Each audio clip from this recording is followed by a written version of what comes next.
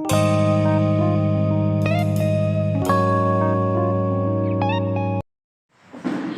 Morning all of you. आज मैं NM first year को पढ़ाने जा रही हूँ और आपका सब्जेक्ट है कम्युनिटी हेल्थ नर्सिंग। आपका टॉपिक है क्लिनिकल फॉर चाइल्ड हेल्थ, यानी इसको हम अंडर 5 क्लिनिक के नाम से जाने जाते हैं।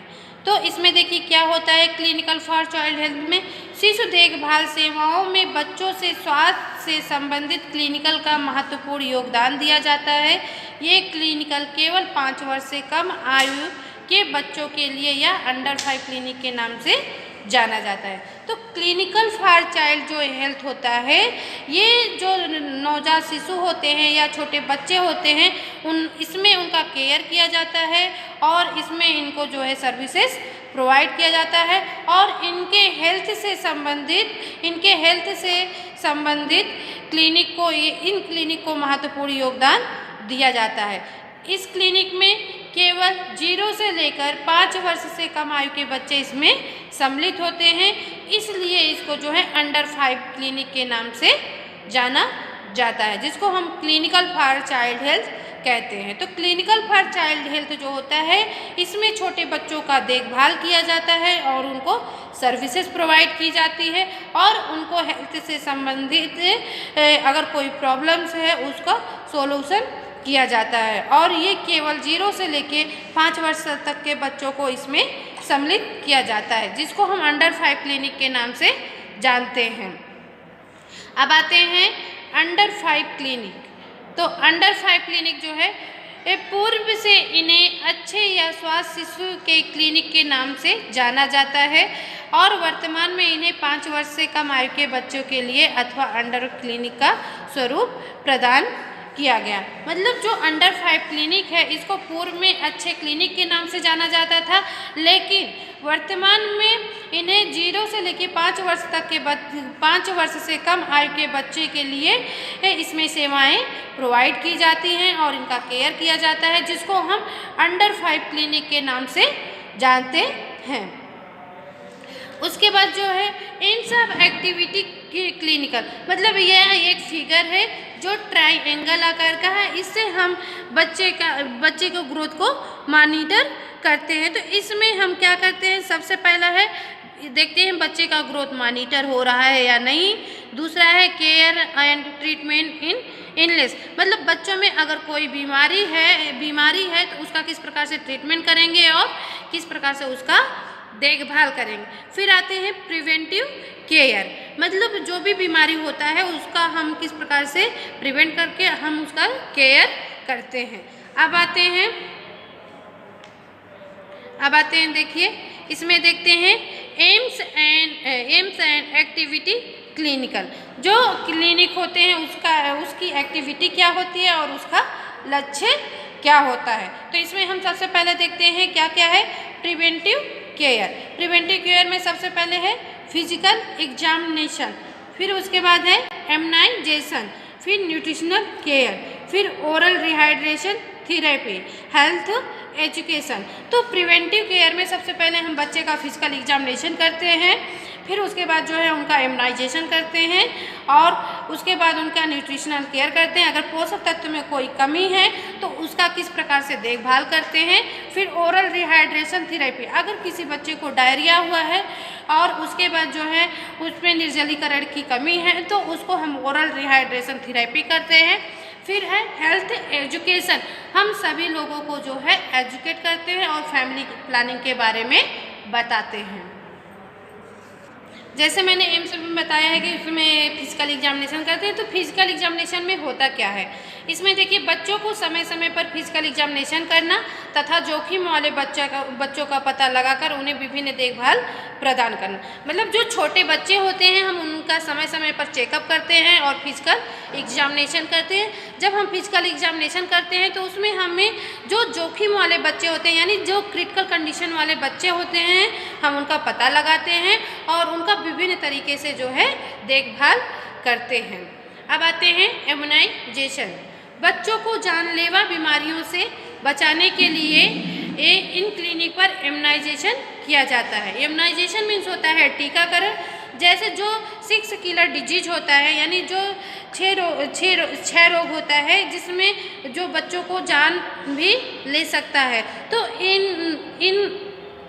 इससे बचाने के लिए बच्चों को हम जो है इम्यूनाइजेशन करवाते हैं। बच्चों को जानलेवा बीमारियों से बचाने के लिए जो है हम क्लिनिक पर ले जाते हैं बच्चों को और उनका इम्यूनाइजेशन करवाते हैं। उसके बाद आता है न्यूट्रिशनल केयर। तो इसमें क्या होता है, जो 5 वर्ष से कम उम्र के बच्चे होते हैं उनको हम न्यूट्रिशनल केयर जो है प्रोवाइड करते हैं।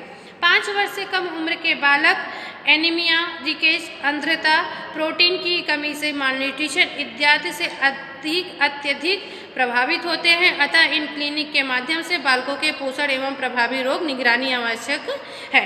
न्यूट्रिशनल केयर क्या होता है, इसमें क्या होता है, जो छोटे बच्चे होते हैं 0 से लेकर 5 साल तक के, वो जो है अच्छे से कुछ खाते पीते नहीं हैं और उनको अगर उनका जो है डाइट जो है अगर अच्छा नहीं रहेगा, अगर उनको प्रोटीन युक्त जो है आहार नहीं मिलेगा, उनको बहुत सारी बीमारियां होने की चांसेस हो जाती है। जैसे एनीमिया हो जाता है, एनीमिया होने की संभावना होती है और रिकेट्स होने की संभावना होती है, ब्लडनेस होने की संभावना होती है।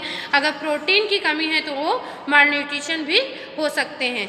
इसलिए जो है हम क्लिनिक के माध्यम से जो है बालकों के पोषण एवं प्रभावी निगरानी आवश्यक। हम क्लिनिक के माध्यम से जो है पोषण से संबंधित उनको सही सलाह देते हैं और उसको निगरानी करते हैं ताकि जो है हम न्यूट्रिशनल से होने वाले बीमारी को हम बचा सकें। नेक्स्ट है oral rehydration therapy. Oral rehydration therapy जो होता है, ये रिहाइड्रेशन मीन्स होता है निर्जलीकरण। तो बच्चों को अतिसार, वमन आदि होने वाले निर्जलीकरण से बचाने के लिए क्लिनिक पर ORS पैकेट का मुफ्त वितरण किया जाता है। मतलब जो ओरल रिहाइड्रेशन होता है, कभी कभी क्या होता है बच्चों को जो है अतिसार हो जाता है और वमन हो जाता है, यानी बच्चों को वोमिटिंग होने लगती है और डायरिया होने लगती है। तो अधिक वोमिटिंग और डायरिया होने से क्या होता है, बच्चों के शरीर में जो है पानी की कमी हो जाती है। तो उस पानी की कमी से बचाने के लिए जो है हम क्लिनिक पर ORS पैकेट का वितरण करते हैं और उनको वो मुफ्त में दिया जाता है ताकि जो है रिहाइड्रेशन से जो है बचाया जा सके। अब आते हैं हेल्थ एजुकेशन।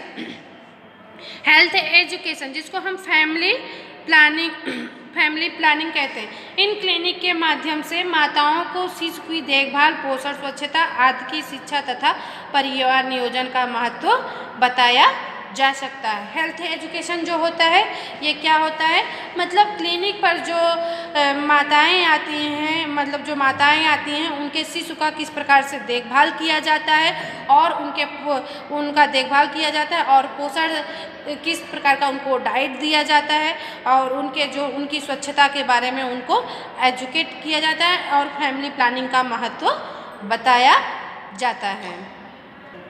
अब इसके बाद देखिए ग्रोथ मॉनिटरिंग, मतलब बच्चे को किस प्रकार से हम ग्रोथ मॉनिटर करते हैं। क्लिनिक पर आने वाले बालकों की वृद्धि पर नज़र रखने हेतु निम्न प्रकार के कार्य किए जाते हैं। मतलब जो क्लिनिक पर बच्चे आते हैं उनका हम ये देखते हैं कि ग्रोथ मॉनिटर हो रहा है या नहीं, इसलिए हम उसके लिए जो है निम्न कार्य करते हैं। जैसे एक एग्जांपल देख लीजिए, जब हम बच्चे का ग्रोथ मॉनिटर करते हैं उसमें हम क्या क्या देखते हैं। सबसे पहले हम बच्चे का वजन देखते हैं कि बच्चे का वजन सही है या नहीं, फिर उसकी ऊंचाई देखते हैं, दोनों के मध्य अनुपात, सिर बाह की परिधि का मापन इत्यादि लेते हैं। जैसे जो क्लिनिक पर बच्चे आते हैं तो हम उनका ग्रोथ मॉनिटर कैसे करते हैं। ग्रोथ मॉनिटर करने के लिए हम बच्चे के एज के अकॉर्डिंग हम ये चेक करते हैं कि उनकी वजन सही है या नहीं, उनकी हाइट बढ़ रही है या नहीं, और सिर बाह की परिधि का माप लेते हैं। और उसके बाद जो है हम प्रत्येक वर्ष में माह में एक बार, मतलब अगर बच्चा 1 साल का है तो मतलब हर महीने में एक बार हम बच्चे के ग्रोथ को मॉनिटर करते हैं, यानी साल में 12 बार जो है हम बच्चे का चेकअप करते हैं। द्वितीय वर्ष जब बच्चा 2 साल का हो जाता है 2 माह में एक बार, यानी 2 माह में एक बार यानी 6 बार जो है हम इनका चेकअप करते हैं। और 5 से लेके 6 वर्ष में 3 माह में एक बार। मतलब जो 5 से लेकर 6 वर्ष तक के बच्चे होते हैं इनको 3 माह में एक बार किया जाता है, यानी जो है 1 साल में इनका कम से कम जो है 4 बार चेकअप किया जाता है जब बच्चे 5 से 6 साल तक के हो जाते हैं।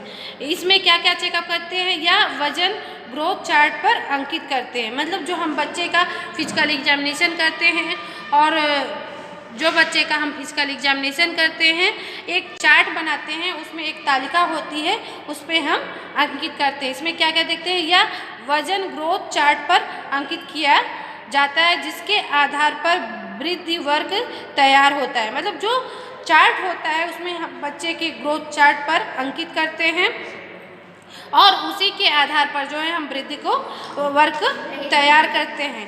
बालक की वृद्धि को मॉनिटर करते हैं। हम ग्रोथ चार्ट के ही अकॉर्डिंग जो है बच्चे का ग्रोथ जो है मॉनिटर करते हैं।